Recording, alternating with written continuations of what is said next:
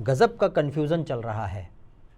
सपा एक ticket final करती है, थोड़ी देर बाद, कुछ घंटों या दिन बाद कैंसिल हो जाता है। वहाँ हालत ये है कई शहरों में कि एक कैंडिडेट पार्टी को मिठाई बांट रहा होता है और पानी पी रहे होते हैं टेस्ट लेने के लिए, उसके पहले ही दूसरा कैंडिडेट मिठाई बांटने के लिए पहुंच जाता है कि हमको मिल गई। एक कैंडिडेट मांग रहा होता है वोट, हमको वोट देना, दूसरा कैंडिडेट उधर से जाता है कि हमको देना, तो बोले तुम कौन जी, हम नए प्रत्याशी यहाँ के। ये स्थिति चल रही है। और ये कन्फ्यूजन क्यों हो रहा है? ये डिलेमा की स्थिति कहीं समाजवादी पार्टी पर भारी ना पड़े। मेरठ और बागपत में अभी लेटेस्ट हुआ है, इससे पहले मुरादाबाद, नोएडा और भी कई जगह हुआ है। जो जानते हैं कि ये आखिर सपा की रणनीति का कोई नया हिस्सा है क्या? एक टिकट, दूसरी टिकट, तीसरी टिकट, तीन तीन टिकट बांट दो। पंकज जी, ये क्या कैसी रणनीति है ये? भूपेंद्र जी देखिए, इसमें मैं रणनीति से ज़्यादा गुटबाजी देखता हूँ, क्योंकि रणनीति ऐसे ही नहीं हो सकती है कि आप एक सीट से तीन तीन बार किसी का टिकट बदलें। ये कोई रणनीति नहीं हो सकती है। रणनीति तो वो होती है कि जब आप एक मजबूत प्लानिंग के साथ चुनाव में उतर गए एक बार, तो फिर सारे लोग मिलकर उसी प्रत्याशी को लड़ाते हैं। अब जैसे मान लीजिए अतुल प्रधान का टिकट कटा, तो मेरठ में इसकी पूरी कहानी है कि आधी रात को जो है, पहले शाम को बुलवाया गया योगेश वर्मा और उनकी पत्नी को, सुनीता वर्मा जी को। उसके बाद उनसे बातचीत की गई, अखिलेश यादव ने उनका टिकट फाइनल किया, उनसे बातचीत हुई, उन्होंने कहा ठीक है हम तैयार हैं, चुनावी तैयारी हमारी पूरी है। और चूंकि ये वो लोग हैं देखिए जिनका नाम ऑलरेडी लिस्ट में था, जब टिकट किसको मिल सकता है किसको नहीं मिल सकता है, तो ये उस लिस्ट में, ये उस रेस में थे। अचानक से ये होता है कि भाई अतुल प्रधान को फिर टिकट मिल जाती है। उसके बाद फिर अब इन्होंने कहा, भानु प्रताप वाला टिकट इन्होंने चेंज किया, अतुल प्रधान को दिया। अब फिर उसके बाद अतुल प्रधान को रात में बुलाया जाता है कि भाई आप आइए, ताकि ये अखिलेश यादव ये चाह रहे थे कि भाई एक गुटबाजी वाला जो दौर है वो कम से कम चुनाव के दौरान ना दिखे। योगेश वर्मा और सुनीता वर्मा जी के आमने सामने उनकी बैठक करवाई गई, मीटिंग करवाई गई, पैचअप करवाया गया।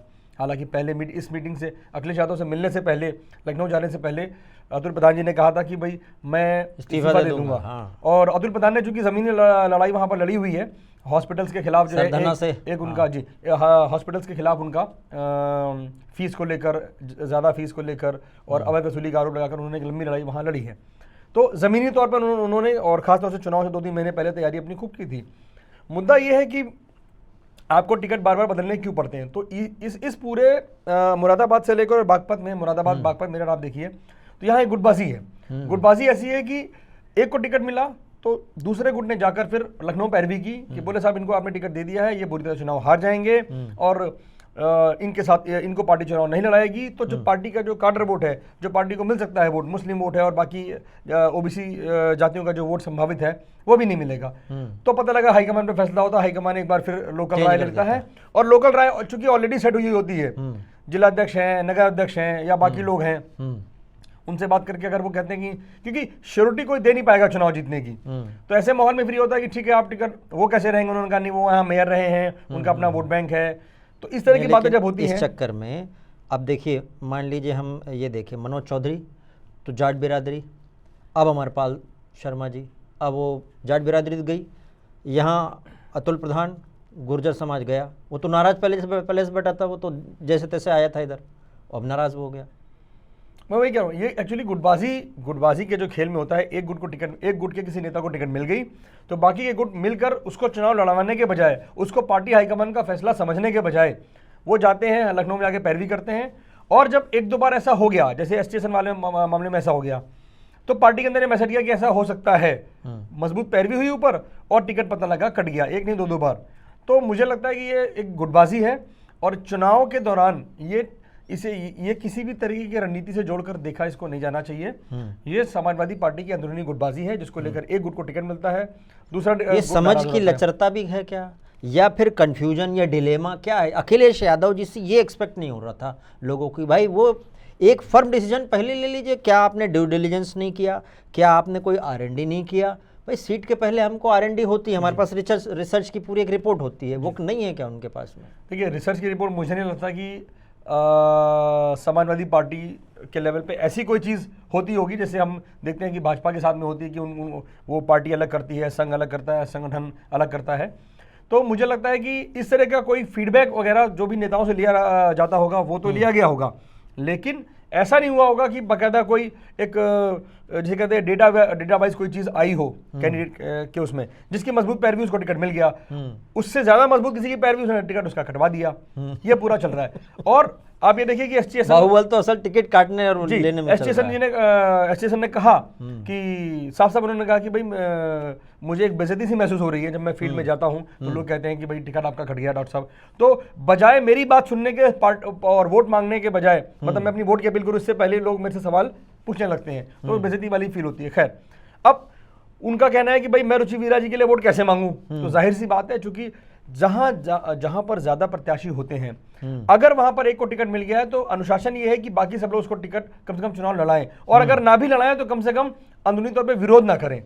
ये चीज पार्टी के लिए बहुत जरूरी होती है, और मुझे लगता है कि सारी पार्टियों में लगभग ऐसी स्थिति होती है कि भाई कई लोग तैयारी करते हैं लेकिन टिकट तो किसी एक ही को मिलता है, तो बाकी के 4 लोग में से अगर एक को मिला, अगर 3 नाराज भी हैं या 2 नाराज हैं, तो कम से कम वो शांत रहें। नहीं, पर अभी मुझे ये लगता है बाकी जगह भी क्या 3-3 टिकट बांटे जाएंगे।